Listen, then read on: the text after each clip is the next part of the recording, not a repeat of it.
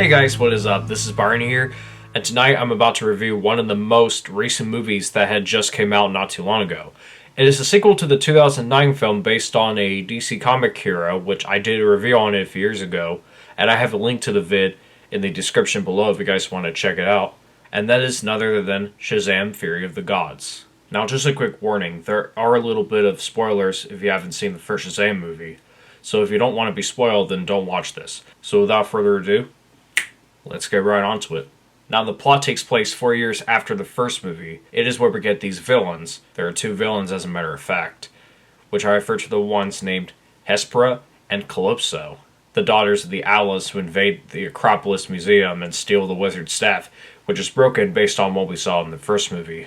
They go see the Wizard of the Realm, the one who we saw in the first film, who was imprisoned by them, and force him to repair it and activate the powers to get their revenge since the wizard killed their father. Shazam, also known as Billy Batson, who is now almost 18, and his quote-unquote Shazamily, who have grown since the first movie, continue to save the world, especially the people involved in the collapse of the Benjamin Franklin Bridge. However, they get called out for the destruction, and things begin to change for the Shazamily. Shazam and his foster siblings in the Shazamily have a meeting in a man cave that they turn the Rocket of Eternity into, but eventually cut short since everybody's grown up and they have their own personal interests, which is something that Shazam is very devastated about. Freddie Freeman, who is still being bullied, is in love with this girl that he meets named Anne, who is later known to be the youngest sister of the vicious Atlas girls known as Anthea, and they build their relationship as they meet. And out of nowhere, the Atlas come and take Freddie to have him imprisoned in an indestructible dome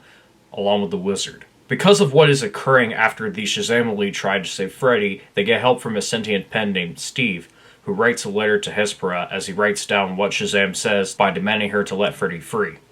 Although it's up to Shazam, his Shazamily, and Freddie to get the golden apple before Hespera uses it to plant the Tree of Life, where it releases the creatures and causes destruction in the city. Regarding the rest of the movie plot, you'll find out if you give it a watch, but to avoid spoilers, that's all I have. You know, I gotta say, that Shazam sequel took me by surprise, and I thought it was as good as the first film. The plot I just mentioned is well done, the humor is hilarious, the music scores were great, and the writing is good. Now let me break it down here.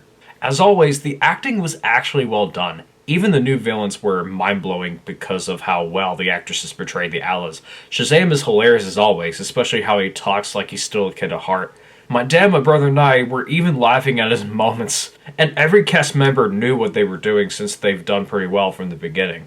I thought the storyline went really well in the movie. They made the sequel into a different story that makes a lot of sense, especially when the Atlas sisters Hespera and Calypso stole the show at times. Now you may want to skip this part, but spoiler alert, the foster parents find out that their foster kids are actually the adult superheroes, and they meet the wizard as they learn their identities.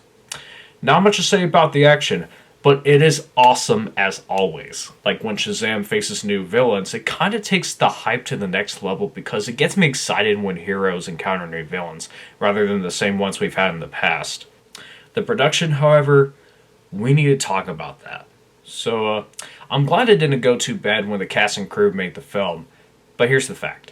The production of Shazam! Fury of the Gods was going to occur in the summer of 2020, but it got delayed to the next year due to what we all went through, which is the coronavirus pandemic, but let's not get into that crisis. Also, the movie was going to be released in 2022, but abruptly, because of the postponing of the production, we had to wait until this year, which isn't that bad of a long wait. I mean, hell, 4 years isn't that relatively long or bad, unless you haven't seen your family or friends for that long, which is different. So, I got nothing else to say about the sequel, but it never disappointed me in the first place. Although I won't talk about what happened in the ending, but half the ending almost got me choked up, but the other half got me happy, as if I'm like, what a relief, and those things get to me. So basically, I saw that movie last month, and because of how great it went, I'm giving Shazam! Fury of the Gods a 3.5 out of 5. I mean, I enjoyed the sequel, but when it comes to sequels, a lot of them don't do very well, and there were some scenes that were a little meh, but regardless, I thought it was still good by its standards. And also, I would love to see another Shazam sequel that Warner Brothers and DC Comics could make because of how hilarious it is at times, while being an action-packed heroic film. I'm not sure if they'll make a third Shazam film, but if they do, that would be amazing. If they don't, I don't care. So, yeah, that is my review on Shazam! Fury of the Gods. I really hope you enjoyed this review, and also as a video itself. Be sure to hit the like button and subscribe. And as always, peace out, you guys. This is me, Byron, signing off.